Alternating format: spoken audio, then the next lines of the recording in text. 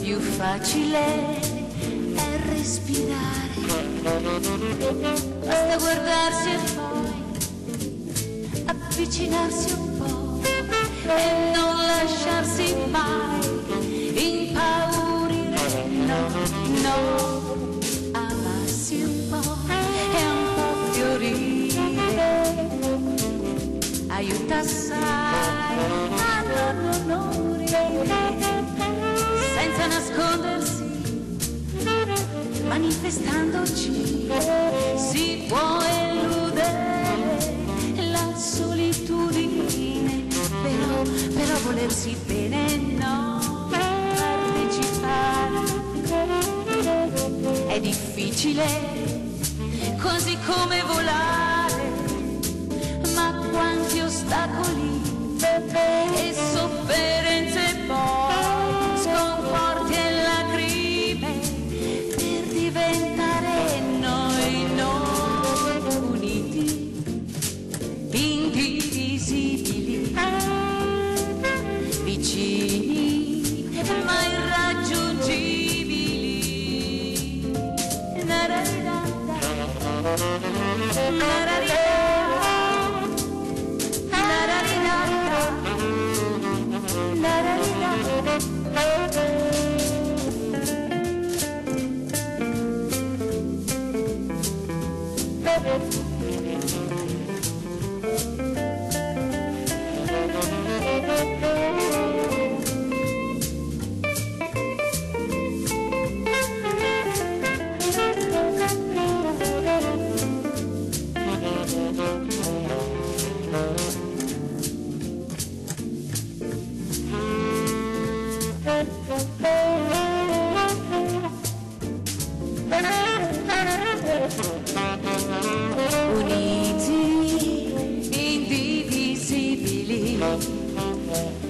vicini ma irraggiungibili.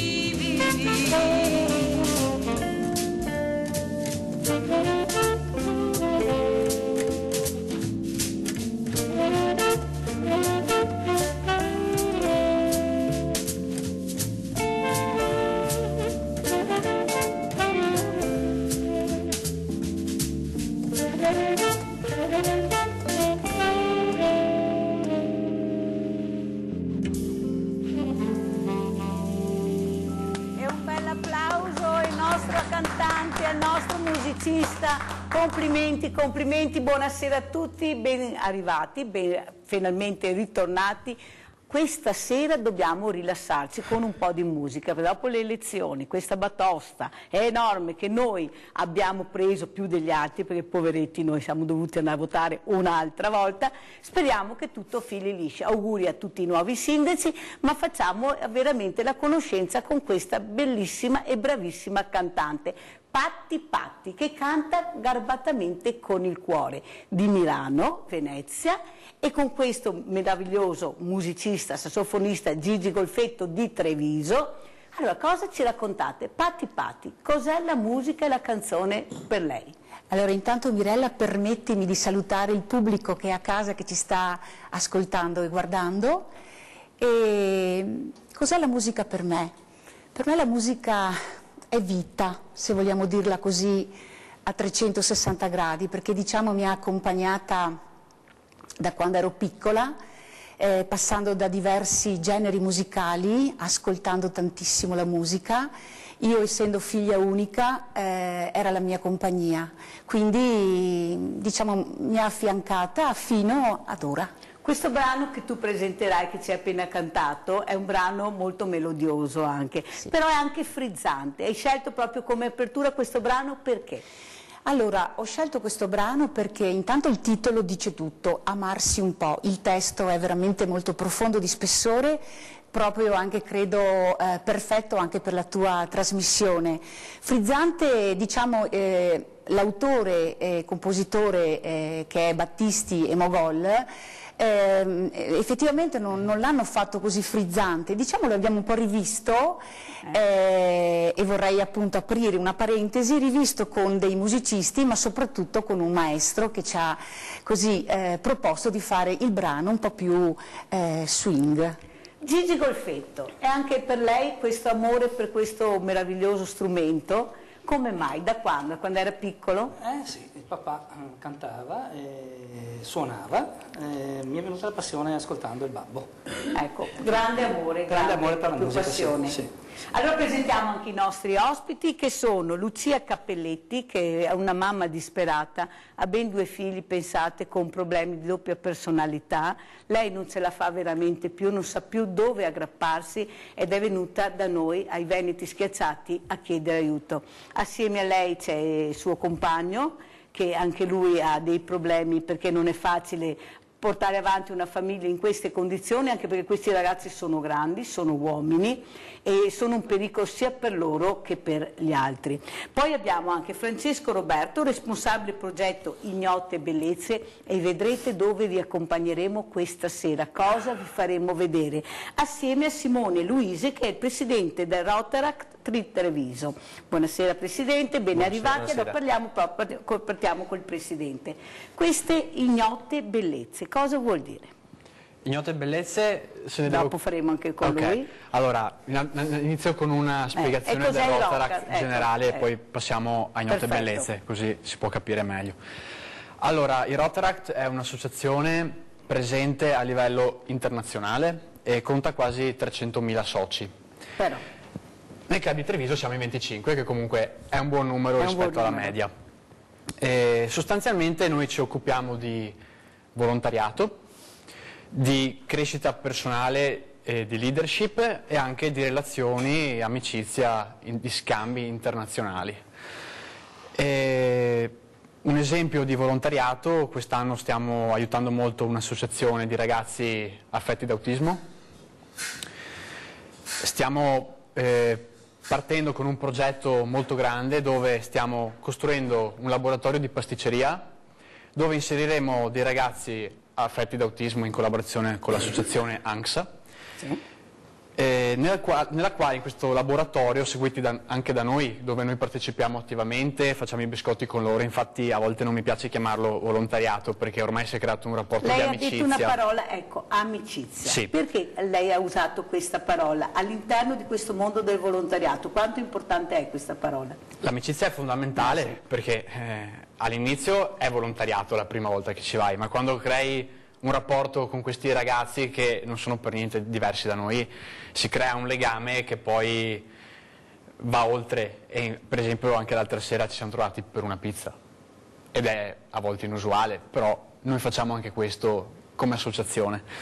Tornando al progetto, l'obiettivo è quello di dare un lavoro a questi ragazzi affetti da autismo che una volta finita la scuola si ritrovano con zero possibilità. Esatto.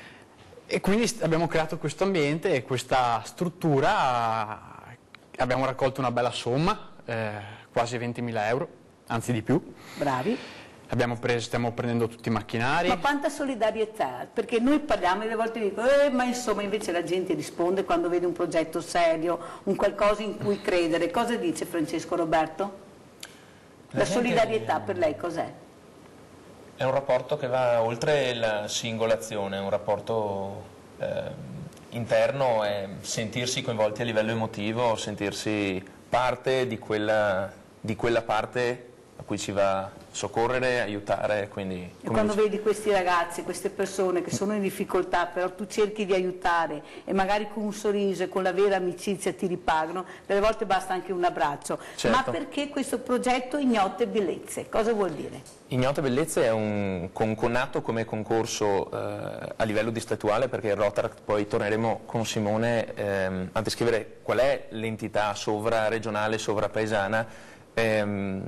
È nato dal distretto, nato dalla nostra rappresentante distrettuale, perché ogni distretto ne ha uno, e atto a valorizzare quegli edifici, quelle strutture architettoniche o opere artistiche dimenticate o comunque non conosciute come si dovrebbe. Insomma, viviamo a volte nel luogo comune, l'Italia potrebbe vivere di turismo, invece ne abbiamo talmente tanto. Il problema è che tanto di questo tesoro che abbiamo non è così conosciuto, viene dimenticato, a volte in modo volontario, a volte involontario, perché non si conosce gran parte del di quello che ci arriva a noi generazioni giovani è merito anche dei nostri nonni, dei nostri genitori che ci aiutano tramandandoci.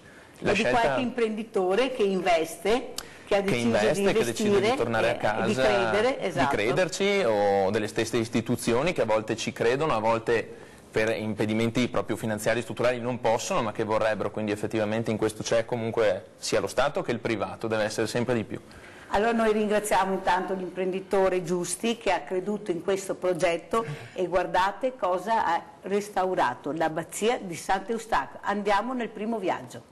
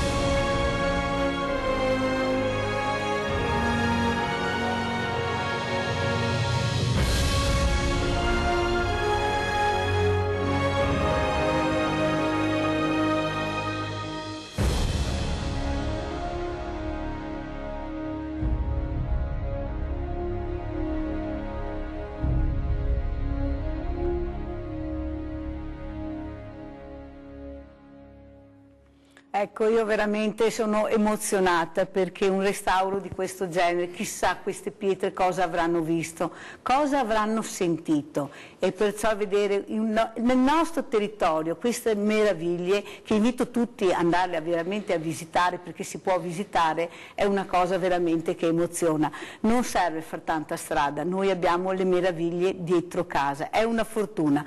Ma qualcuno capisce che è una fortuna oppure c'è ancora qualche perplessità di dire andiamo sempre fuori di casa, che invece nella nostra casa, meravigliosa casa che è il nostro territorio, c'è tutto?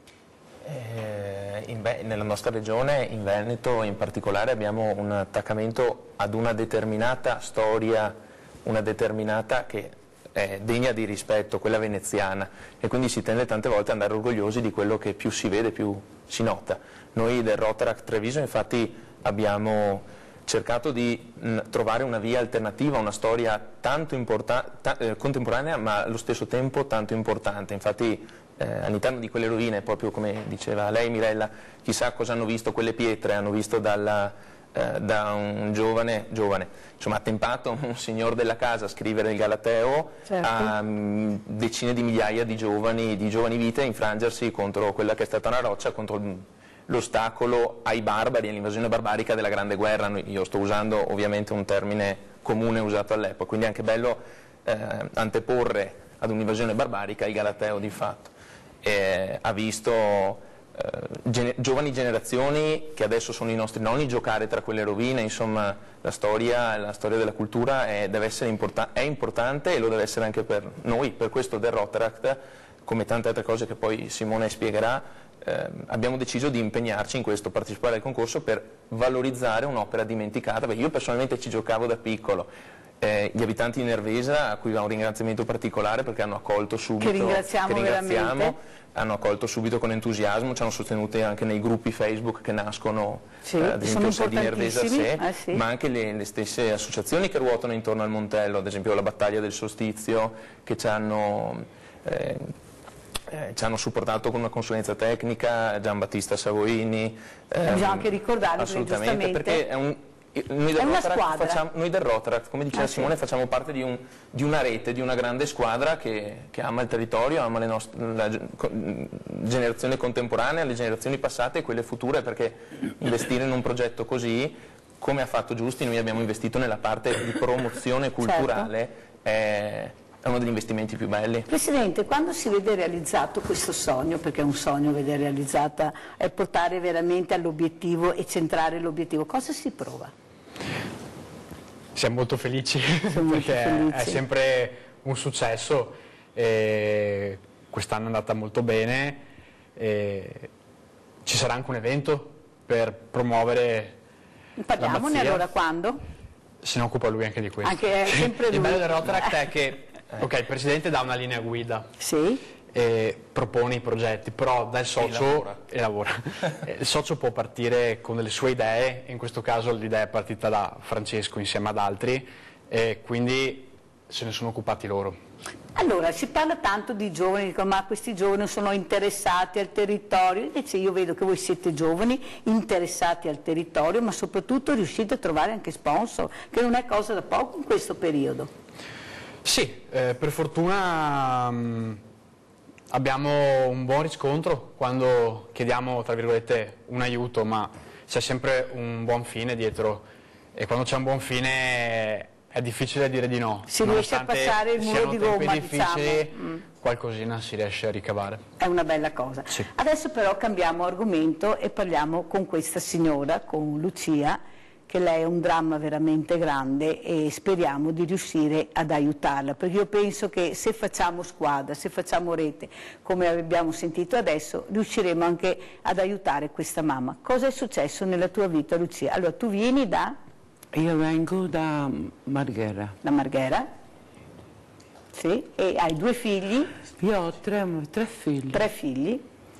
Uno è sposato, sta bene, mentre gli altri 2 per nascita sono nati purtroppo con problemi mentali. Diciamo che però il secondo, Dennis, a 14 anni ha cominciato a avere dei disturbi paranoici. Io mi sono separata a 29 anni perché il mio ex marito purtroppo faceva il cameriere nel Burchiello, poi è andato al porto e poi lì è cambiato tutto, ha cominciato a bere. Già avevo il più piccolo che mi dava problemi di epilessia epilettica. Andrea e Dani sono là di 1 anno e qualcosa. Quanti anni hanno? Parliamo, quanti anni hanno? Allora, Andrea ne ha è del 71, 48 anni, Dani ne fa 47. E tu ti ritrovi con questo dramma perché? Spieghiamo. È perché il destino ha voluto così, diciamo, perché allora io mi sono separata a 29 anni, mio marito ha cominciato a bere, non avevo un sostegno da mio marito, La mia famiglia non ne parliamo perché mia mamma... Però la malattia è quella che tu vuoi veramente cercare di far capire quanto difficile è convivere con dei figli. È da anni che vado avanti, da anni che ci soffro dentro, ho un carattere che poi io emergo, e questo mi ha dato la forza di andare sempre avanti. Però ho questa sofferenza dentro di me da tanti anni, tanti anni. Da quando... Ma sofferenza è dovuta perché? Perché tu hai paura che tuo figlio, specialmente quello che non è, che ha più problemi mentali, non ce la faccia da solo, che sia un pericolo anche per gli altri. Allora io dove abitavo, a Marghera, via Don Orione, ci abitavo. E mio figlio abitava in Villaggio dei Fiori insieme a un'altra persona. Io non ce la facevo più tenerlo con me, perché eravamo arrivati alle mani addosso. Cioè diventa aggressivo. E diventava aggressivo con me, non prendeva le terapie e mi spaccava tutto dentro casa. Noi siamo arrivati alle mani addosso, mi sono trovata per terra che lui mi dava. Ma i servizi sociali interpellati, cosa ti hanno aiutato? Hanno cercato di... lui non vuole farsi aiutare, com'è la storia, No, Lucia? la storia è questa, che poi un giorno mia sorella Bruna mi ha detto: ti accompagno da un assistente sociale per te. Io mi chiamo Lucia, però all'anagrafe, però tutti mi chiamano Nadia. E mi dice: Nadia, ti porto da un assistente sociale. Cosa ha fatto? Questo è stato 10 anni fa. Cosa ha fatto? La Michela Perale mi ha messo in una comunità, per una casa per persone protette. E sì, beh, ci vuole, perché è soggetta a essere aggredita.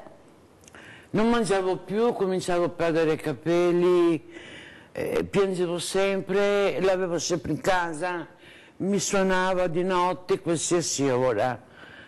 E questa assistente sociale mi ha messo in una comunità a Mogliano.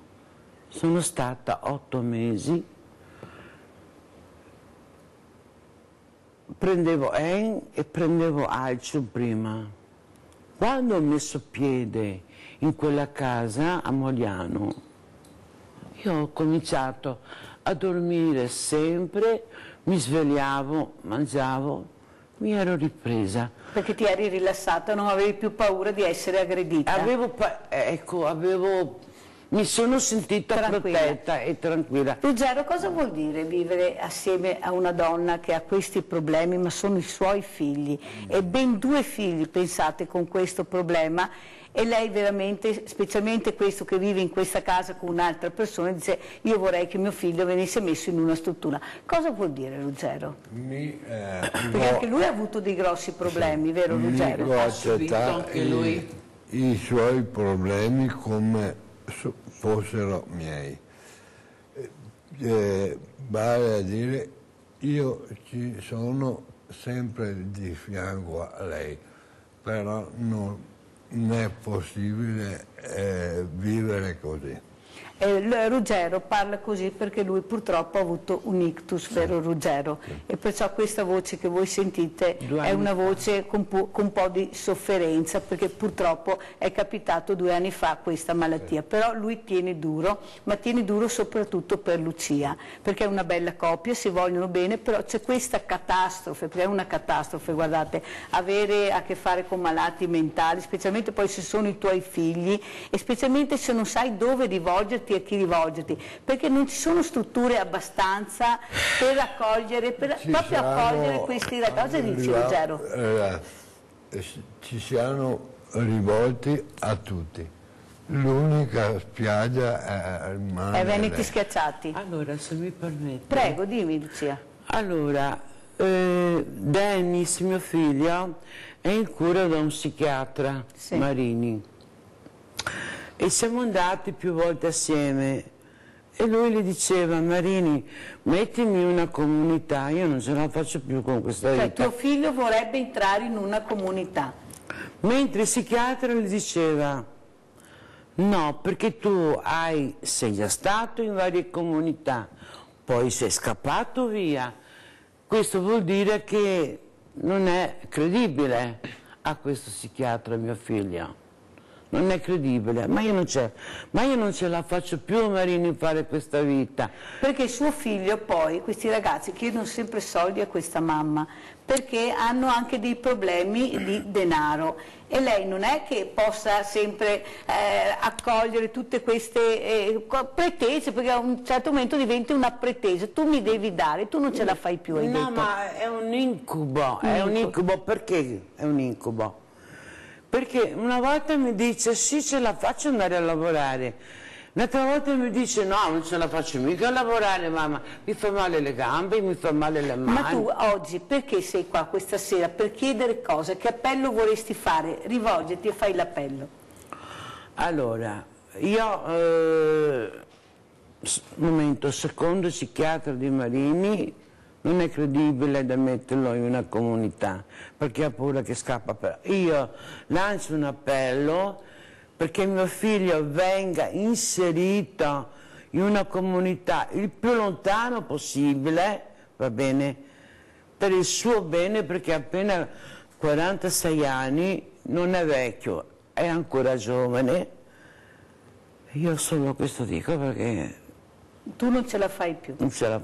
No, ma io ogni mattina quando mi sveglio ho un magone qui, un'angoscia, non mi fa vivere, non mi fa vivere. L'altro figlio, diciamo, non diciamo dov'è, è in un altro posto, perché anche lui ha questa sofferenza mentale e anche qui di tu epilessia epilettica. Ecco. Cosa vuol dire vivere con questa situazione, Lucia? Allora, come ho detto prima, la forza poi mi viene, però dentro mi sento devastata perché l'altro che è in comunità a Mogliano da 2 anni me lo stanno imbottendo di farmaci. Perché io lasciamo perdere, diciamo, stai seduta. Quando allora, lo vado a trovare è 1,66, diventa 1,5 metri perché si abbassa con le ginocchia.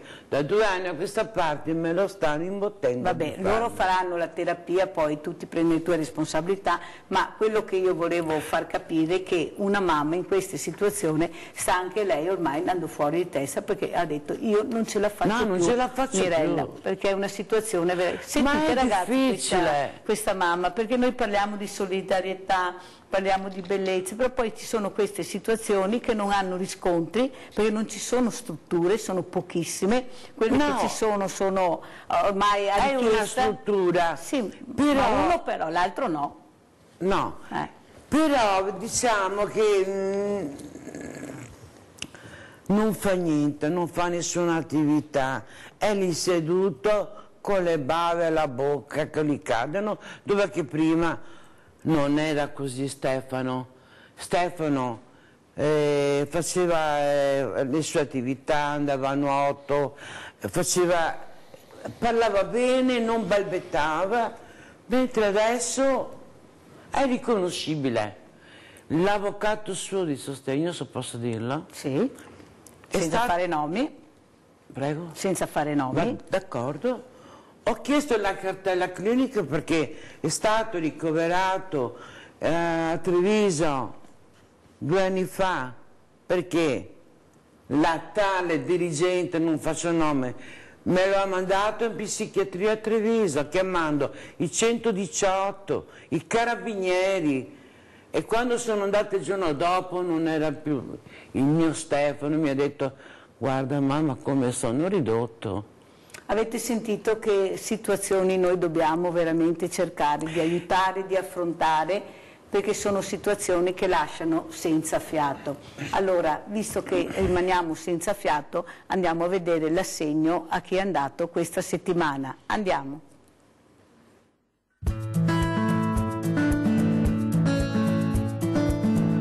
Permesso? Buongiorno Sindaco, buongiorno, buongiorno. Grazie, grazie. Allora siamo con il Sindaco Riccardo Polletto. Allora Sindaco, io sono onorata oggi perché io darò un assegno di Rete Veneta e di Veneti Schiacciati della grande famiglia per questa bambina disabile, abbinata a un'altra busta di un imprenditore che anche lui appunto sta aiutando per cercare di veramente sollevare questi bambini da questa terribile disgrazia che hanno avuto, e la carrozzina per loro è indispensabile. Allora questo è l'assegno, Sindaco, questa è la busta dell'imprenditore. Cosa ci vuole dire, Sindaco? Beh, è commovente vedere che sia l'azione di Rete Veneta e sia l'azione spontanea di un imprenditore, che testimonia quanto il nostro territorio davvero sia impegnato nella solidarietà, possano cambiare la vita a una bambina che senz'altro ha avuto la sfortuna di avere una disabilità, però in questa sfortuna ha avuto anche la fortuna di avere questi due aiuti molto importanti. Io mi farò garante al 100% che questi denari vengano consegnati alla diretta interessata, ovviamente col massimo rispetto della privacy, della riservatezza, e mi onora, essendo sindaco, poter anche compiere questi gesti molto significativi. Io la ringrazio Sindaco, ma soprattutto la ringrazio per la sensibilità che lei ha avuto, specialmente assieme alla grande battaglia che ha fatto la nostra emittente Rete Veneta per questi giochi per i bambini diversamente abili. Ecco, io penso che tutti dovremmo fare un passo indietro, specialmente alla politica, e di pensare di più a questi bambini che non hanno nessuna colpa, solo di essere diversamente abili. Ciao!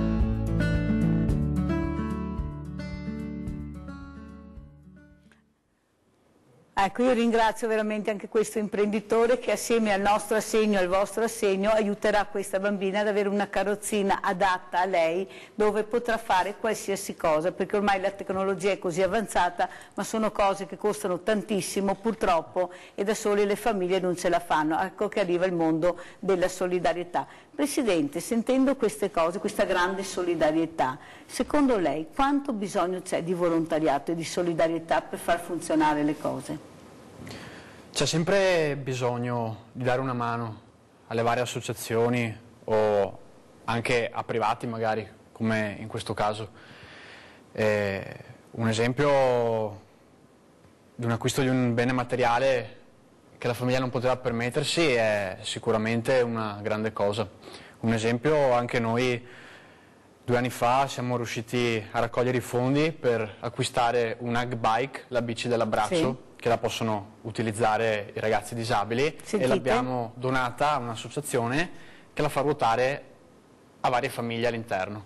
Chi ha bisogno, diciamo. Sì, quindi è un gesto semplice, un dono semplice ma che dà grande amore e grandi risultati. Anche perché questi ragazzi, vedendo e potendo usufruire di questi attrezzi, vivono anche meglio la loro disabilità, perché noi parliamo, mettiamoci poi nei panni anche delle famiglie, avere un sostegno così anche come attrezzatura, perché guardate che è una cosa folle cosa costano queste, le biciclette, le carrozzine, ma qualsiasi, mi diceva una mamma, anche un semplice boccaglio ha dei costi altissimi. Allora cosa si potrebbe fare secondo lei? La politica, adesso c'è anche il Ministero della Disabilità che per la prima volta finalmente c'è.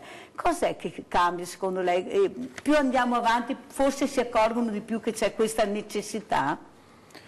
Io di politica non me ne intendo purtroppo, meglio. Però posso dire che il fatto di fare beneficenza, volontariato e solidarietà non deve partire dalla politica ma deve partire da se stessi, secondo me. Però il Ministero della Disabilità è una cosa che ci voleva. Il Ministero ovviamente per aiutare con l'acquisto delle strutture, degli attrezzi. Ed avere anche un punto di riferimento poi, perché pensiamo che è un punto fondamentale avere un Ministero proprio esclusivamente dedicato alla disabilità. Infatti io quando sono andata a intervistare i ragazzi nella piscina olimpionica di Lignano di nuoto erano tutti soddisfattissimi, hanno detto finalmente abbiamo un punto di riferimento per noi determinante. E lei cosa dice?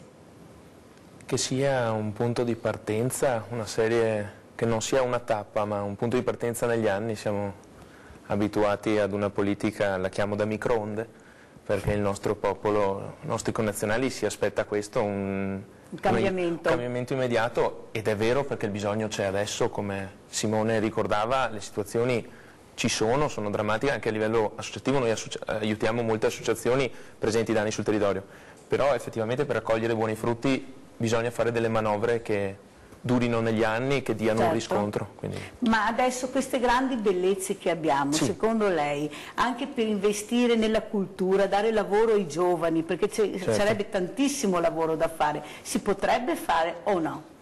Assolutamente sì, bisogna crederci, anche lì senza entrare in ambito politico, perché noi siamo un'associazione anzi noi siamo un'associazione politica perché facciamo una politica, la politica della solidarietà. Noi siamo apartitici assolutamente, quindi non voglio mettermi in un discorso di cui non voglio assolutamente parlare, però effettivamente si potrebbe fare, bisogna crederci, bisogna capire dove indirizzare le risorse, perché se un investimento, sempre parlando di investimenti, oggi fatto bene potrebbe dare frutti tra 10 anni, quindi l'occupazione giovanile. Sì, però anche voi avete bisogno di avere delle autorizzazioni, perciò anche la burocrazia, se viene un po' eliminata, tutti vanno meglio, anche gli imprenditori, a investire, perché è molto più facile e più semplice.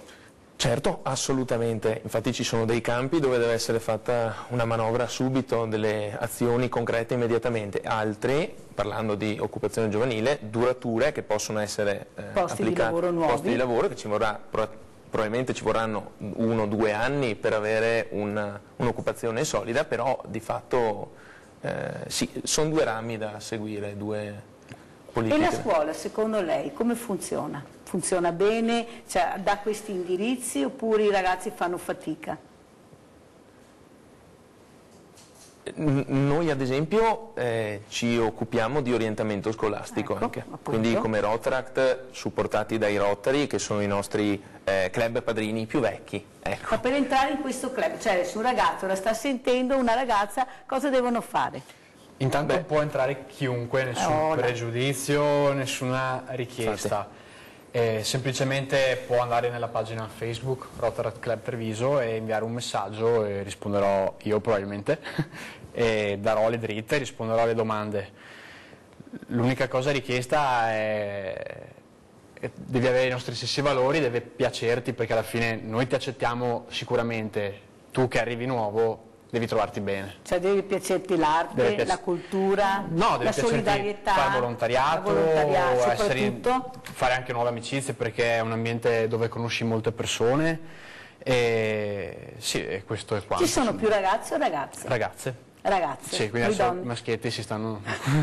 Cosa stanno facendo? Stanno guardando, sono là che controllano se tutto funziona, e noi invece abbiamo più forza magari di entrare. Le ragazze sono molto sensibili al volontariato, alla disabilità, e soprattutto sono molto precise, quindi sono una grande forza nella nostra associazione. Sì. Infatti il mondo del volontariato tantissime volte è formato da tante donne, ci sono anche gli uomini, però la maggioranza è femminile.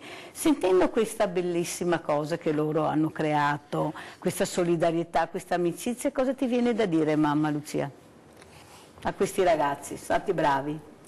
Sì, che sono delle ottime persone con cuore grande, ecco, e meritano una grande stima da parte mia. Perché potrebbero essere i tuoi figli, e tu, essendo potrebbero mamma, essere i miei figli, sì, perché... E sentendo queste belle parole da questi ragazzi, cosa ti viene da pensare? Che il mondo giovane è anche un bel mondo, c'è un mondo di volontariato, di solidarietà, c'è un mondo anche, che non si conosce molto. C'è un mondo anche diverso rispetto a queste 2 brave persone. Non prendiamo tutto un erba un fascio, diciamo, ecco, perché... Mi sembra che i giovani non facciano parte del mondo del volontariato, della bellezza, della cultura. Allora io vorrei dire, come queste 2 brave persone, diciamo, non sembra neanche una cosa vera. 2 mondi diversi. 2 mondi diversi, perché il giorno d'oggi, vedi,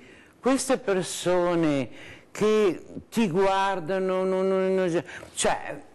Capisci che non stanno vivendo in un mondo reale, ma queste 2 persone qua, è tanto di cappello, insomma, ecco. Complimenti, ecco. È un mondo reale che si vede, che si tocca e che aiuta soprattutto. E che anche mette bene. Noi dedichiamo il nostro tempo libero per aiutare gli altri. Questo è quello che facciamo in Bravo, sostanza. Presidente. Null'altro. Io faccio i miei complimenti perché... Non facciamo niente di speciale in realtà. No, fate tanto invece, fate tanto perché al giorno d'oggi non ce n'è, è da contare sulle dita. Grazie. Allora è da contare sulle dita anche questo servizio che purtroppo fa proprio contare sulle dita cosa ha combinato un vigile a una povera anziana con una cagnolina. Guardiamo. Mi hanno dato 100 euro di multa perché questa cagnetta non era al guinzaglio. 100 euro. Multata perché la sua cagnolina era senza guinzaglio. Lo prevede il regolamento, le è stato detto, ma in questo caso il vigile in questione ha sottovalutato alcuni aspetti. Diana è una pechinese di 14 anni, è quasi cieca e per muoversi si trascina. Non cammina, è quasi cieca e un vigile molto... ha detto signora non ha il guinzaglio, ma non vede, dico che non può neanche camminare. E mi ha dato 100 euro di multa.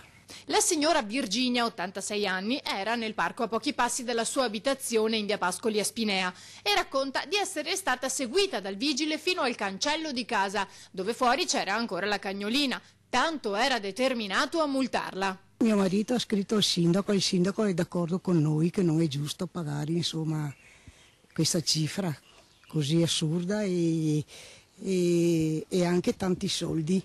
Non mi sembra giusto per una bestiolina così malata. Bisogna avere il guinzaglio e io il guinzaglio non lo uso mai perché vede,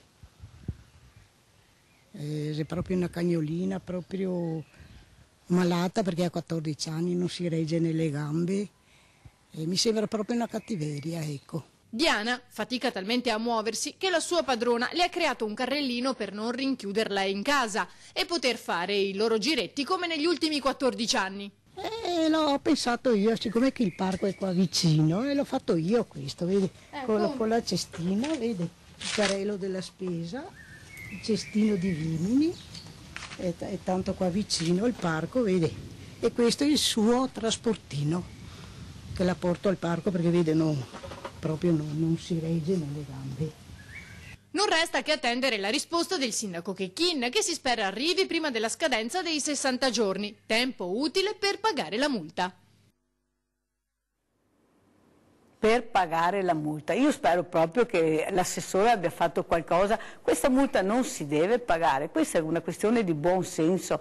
Ma cosa avrà mai fatto questa povera anziana con questa cagnolina che non si regge in piedi? Ma ragazzi, avete visto cosa succede? Cioè, veramente o qualcuno dà i numeri nel vero senso?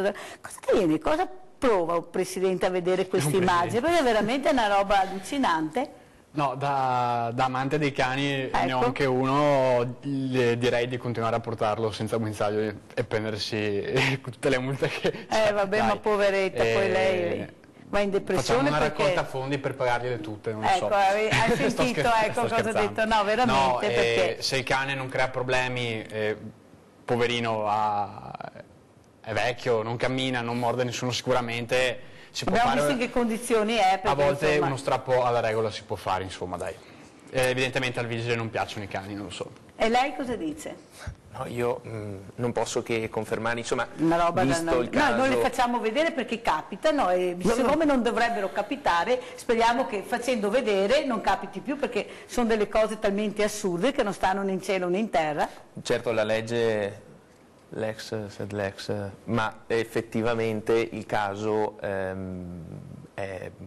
insomma, non camminando, non vedendo, sempre fisso sul carrellino, il vigile potrebbe, insomma, ci sono fatti molto più gravi. Ma con tutte le cose che quel giorno c'erano da fare, è possibile che il suo problema era di multare questa anziana col cagnolino? Cioè veramente una roba da non credere, da non credere. Noi andiamo in cerca di un vigile per un problema grave, non ne trovi neanche uno. Questo è andato, per carità, lui avrà applicato anche la legge, nessuno dice niente, ma il buon senso, ma delle volte veramente c'è il buon senso in certe persone. Cosa dici, mamma Lucia, vedendo queste immagini? È una cosa vergognosa, veramente. Vergognosa, veramente. Sì, vergognosa. E tu cosa vuoi dire? Perché sentiamo anche la tua opinione. Da restare senza parole? No, non ho niente da dire. No, Cioè delle volte dovrebbero farsi un po' un esame di coscienza anche queste persone, dire ma cosa ho fatto oggi, perché insomma multare una cagnolina in quelle condizioni solo perché non è un guinzaglio, devono pure, cosa dici Lucia? Far soldi. Far soldi e far cassa secondo te? Sì. Soprattutto e passando sopra qualsiasi cosa. Ma su una povera pensionata poi, tra Una l'altro. povera pensionata. È una vergogna veramente, sì. guarda. Allora, visto che questa sera noi andiamo in viaggio, perché almeno ci rilassiamo, andiamo in un altro bellissimo viaggio. Guardate cosa vi faccio vedere. Andiamo nell'ossario del Monte Grappa. Andiamo.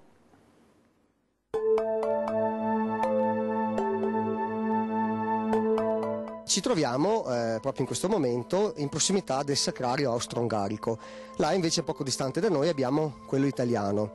Questo luogo, che oggi idealmente unisce i due eserciti, è stato però anche un luogo di grandissimi scontri tra questi due nemici che combattevano allora. E capiamo proprio l'importanza dell'area geografica dove ci troviamo adesso, quindi la sommità del Monte Grappa, se ci guardiamo intorno. Perché da un lato possiamo vedere una parte delle catene montuose che si staccano dalla cima per dirigersi verso est e molto più lontano anche qui i monti che sono stati baluardo prima dell'arrivo della guerra in Grappa della difesa italiana, quindi le Dolomiti. E dall'altro, anche se oggi la nebbia ci impedisce di avere una buona visuale, sappiate che qua sotto abbiamo proprio il fiume Piave, ed è proprio il fiume Piave che ci spiega l'importanza del Grappa. Perché siccome dopo la ritirata di Caporetto, che la guerra è arrivata proprio qui dal fiume Isonzo, il fronte dell'altipiano di Asiago è riuscito a reggere a questo sfondamento, a questa ritirata, mentre appunto il fronte dolomitico è venuto ad appoggiarsi al Grappa proprio perché il Grappa ha questa continuità con il fiume Piave in direzione del mare. Quindi è proprio una specie di cerniera, quella che è stata costituita dal massiccio del Grappa. Il Montello si collega fortemente alla battaglia del Grappa, perché quella battaglia del solstizio del giugno del 18 ha visto gli scontri proprio muovere da Asiago fino al Grappa e fino anche appunto al Piave e al Montello. Francesco Baracca era stato sostanzialmente un grande esempio sia di capacità militari, perché riuscì ad abbattere numerosi aerei avversari, ma anche in qualche maniera per i soldati che combattevano in queste trincee fangose, tra le pulci, tra le sofferenze. Poter vedere volare questi aviatori rappresentava in qualche maniera lo spirito di quell'Italia che non era appunto affossata dentro una buca, ma che in qualche maniera poteva muoversi libera magari come avrebbero voluto che fossero quei popoli che in qualche maniera volevamo andare a prenderci, usiamo questo termine, no? Quindi i trentini e i triestini. Ma ritorniamo un attimo a parlare del nostro sacrario italiano, di quello austro-ungarico. Io partirei proprio dal farvi vedere una tomba molto particolare, la tomba di questo soldato che aveva questo nome così peculiare, no? Peter Pan. Il fatto che questo soldato abbia questo nome così curioso ha portato uno scrittore povese a scrivere un romanzo e poi successivamente tantissime persone che hanno letto questo romanzo ad avvicinarsi per curiosità ad una visita al massiccio del Grappa. Immaginiamo anche come soldati che venivano da parti lontanissime o dell'Italia o dell'impero austro-ungarico non abbiano probabilmente mai ricevuto una visita da parte dei propri familiari, perché chi poteva magari partire dalla Transilvania nel 1919 e venire a visitare un proprio caduto qui? Era impossibile, anche perché il massiccio del Grappa stesso era difficile da raggiungere. Allora, visitarne uno in particolare, nella fattispecie per quanto riguarda il sacrario austro-ungarico Peter Pan, potrebbe essere un modo per ricordarli tutti. Guardate come i nomi, a parte rare eccezioni, non siano di soldati di madrelingua tedesca. Abbiamo indubbiamente un Michelberger e un Lachmann, che potrebbero essere stati tedeschi, ma da Kozar, Kozak, Krista, Musec, Nagy, Noga, Pani, vedete, sono tutti cognomi di etnie minori, slovacchi, sloveni, ruteni, popolazioni che, più povere, erano in qualche maniera costrette a contribuire in maggior misura con la fanteria, no? Questa che è l'arma regina della guerra, poiché chi viveva nelle grandi città, chi aveva un titolo di studio, chi viveva vicino a una fabbrica, in qualche maniera era utile la guerra in un altro modo, per esempio per la produzione di armamenti. In sostanza la guerra la vanno sempre a fare i poveri. Da noi nel Sacrario Italiano è esattamente la stessa cosa. Troveremo per lo più cognomi che sono o di contadini del sud dell'Italia, troveremo una grandissima parte di persone che abitavano nel centro dell'Italia. E questo perché? Perché essendo stati quelli territori dello Stato del Vaticano, lì esisteva già l'anagrafe. Quindi sostanzialmente è stata fatta veramente un recupero di ogni singola persona che fosse in età arruolabile, una cosa sistematica. Per quanto concerne il nord, troviamo indubbiamente il classico sottufficiale milanese che aveva fatto il Politecnico, che quindi era una persona studiata e poteva e doveva anzi essere di sostegno alle truppe, però per lo più troviamo il contadino veneto, troviamo il montanaro, il bergamasco, il bresciano, il vicentino, perché queste persone non avevano modo di sottrarsi al meccanismo della guerra, erano purtroppo utili solo in quella maniera. Ecco, avete visto la prima parte, voi faremo vedere la seconda parte, ma adesso io mi rivolgo allo storico Francesco Roberto. Che emozione si prova a vedere questo monumento veramente, che è una cosa che fa rabbrividire tutti questi giovani ragazzi che hanno perso la vita per un ideale, per la patria? L'emozione da appassionato, tengo a precisare, di storici ce ne sono dei bravissimi storici nel vero senso della parola. Oggi abbiamo lei, questa sera abbiamo grazie, lei. un oratolo per questa sera. L'emozione è forte, però automaticamente il pensiero, la mente va subito ad una consapevolezza, ovvero che sul Piave, dopo la famosa frase di Massimo d'Azeglio, fatta l'Italia, ora facciamo gli italiani, sul Piave nei 3 anni di guerra sì, è l'unico momento in cui c'è un sentimento di coesione comune. E mi permetto di correggere il documentario, ma correzione solo perché forse è sfuggito, non ci sono solo i contadini veneti. Mio bisnonno in quel momento arriva 17enne dall'Abruzzo, che è un paese dimenticato da Dio, un po' la solita battuta di adesso sul Molise, sì, da un paesino scopitto che aveva credo 100 anime, è un diplomato geometra e come lui tantissimi altri, dal laborioso contadino siciliano all'abile artigiano fiorentino, e si ritrovano in un momento dove è richiesta la coesione. Quindi il ragionamento va fatto sulle generazioni di adesso, cosa effettivamente ricordano di quello, cosa gli è stato tramandato. E lo conoscono almeno questo monumento. Tanti vanno all'ossario di Nervesa perché c'è una bella vista, tanti vanno su Grappa. Abbiamo un territorio che è bellissimo. Sì, il territorio, senza nulla togliere il territorio, però il significato è diverso, perché quando vado all'ossario a Nervesa trovo il vecchio alpino che fa da guida o sorveglia l'ossario. Perché se vado sul Grappa e posso toccare una serie di ricordi con mano. La storia insegna, ok? La famosa frase. Dovrebbe insegnare. Sta a noi interpretarla, sì, sta a noi cercare di tramandarla, seguirla, quindi assolutamente. Poi è l'anno del centenario, un anno importantissimo in cui io mi auguro che le istituzioni non dimentichino tutto, perché sull'onda travolgente della pubblicità e dell'evento in sé non... Ma soprattutto i ragazzi devono capire, conoscere, soprattutto conoscere, perché io sono convinta che non è proprio che sia così conosciuta la nostra storia. Ci sono dei professori, dei maestri alle elementari, io evidentemente ho avuto la fortuna di conoscere di simili, sì, alle elementari, medie e superiori, che riescono a tramandarti la passione per l'argomento, proprio perché magari loro stessi hanno avuto un parente in famiglia.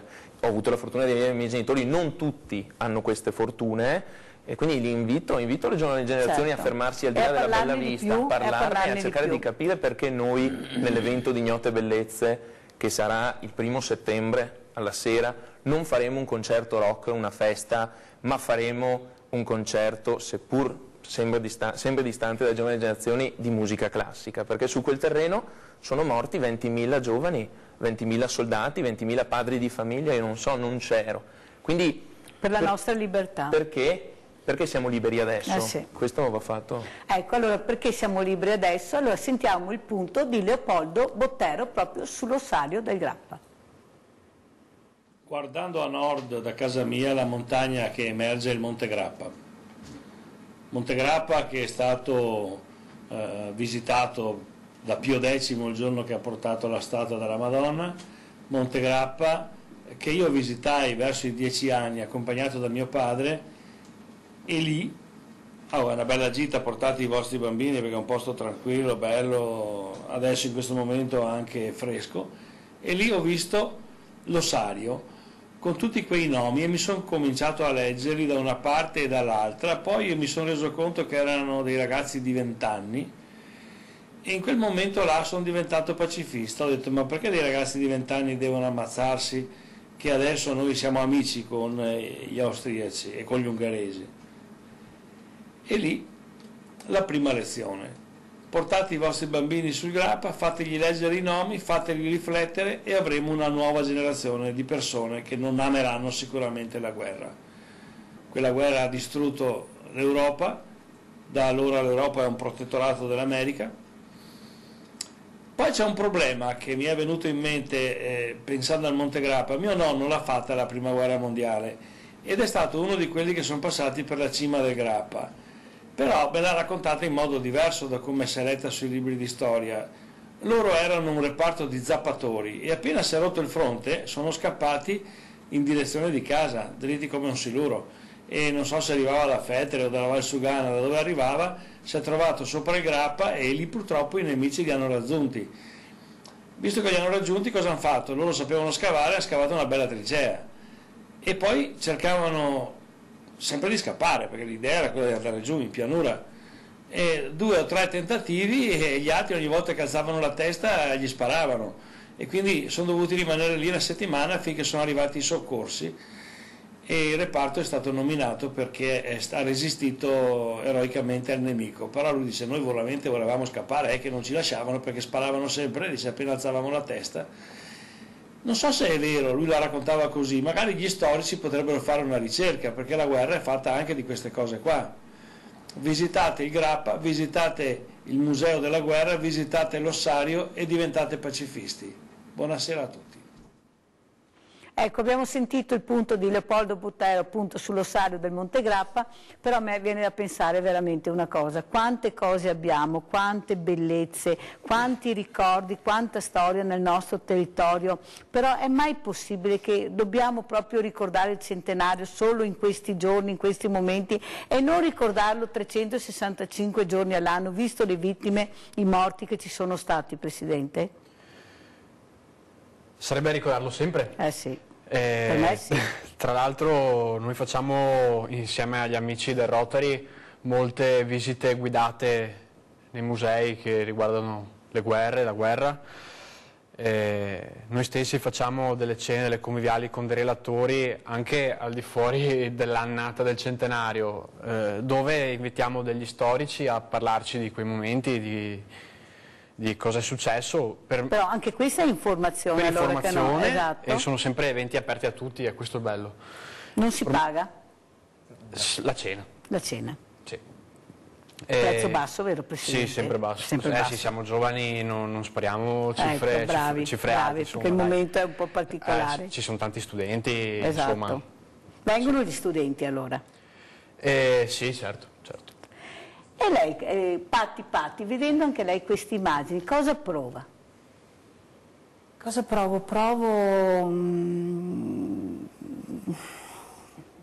Penso che dietro c'è veramente una storia forte per chi l'ha vissuta e sarebbe giusto, come hai detto e come hanno detto gli ospiti, di proporla principalmente ai ragazzi, sì. per fargli capire veramente cos'è la vita e cosa hanno vissuto i nostri e che se siamo liberi è proprio merito di questi bravissimi ragazzi che hanno perso la vita giovanissimi, esatto. giovanissimi. Quindi credo sia giusto puntare ai ragazzi, perché è importante, secondo me. Allora puntiamo sui ragazzi, ma sulla musica. Con che brano chiudiamo la prima parte? Patti? Puntiamo sulla musica con un brano che si intitola Candy. E prima abbiamo aperto con un pezzo che si intitolava appunto Amarsi un po'. Sì. Questi pezzi, volevo appunto dire questo, che sono racchiusi in un CD che stiamo ultimando. Bene. Il titolo del CD è Gently with Heart, garbatamente col cuore, come hai detto te, e diversi titoli e brani scelti con molta cura e attenzione e ascolto, come avevo detto prima. E niente, adesso ti presento questo pezzo che si intitola Candy, magari poi ti dirò altre e poi cose ne riparleremo. Va bene, prego.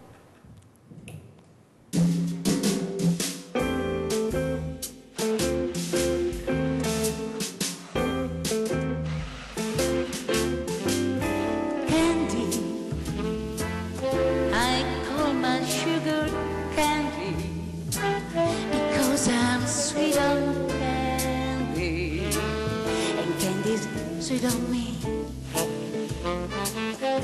he understands me, my understanding candy, and candy's always handy when in sympathy. I wish that they were for him, so I could love much more of him. He has taken my complete heart, knows the sweet for my sweeter candy. It's gonna be just candy the day I take my candy and make it my own, mine.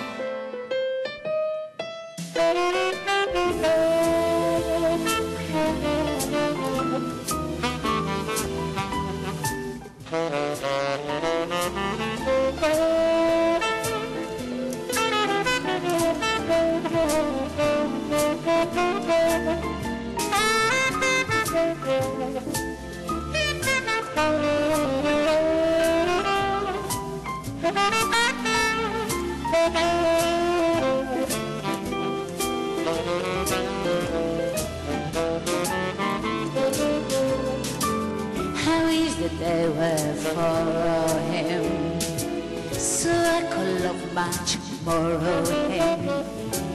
He has taken my complete heart, not a sweeter for my sweetheart candy. He's gonna be just dandy the day I take my candy and make it my own.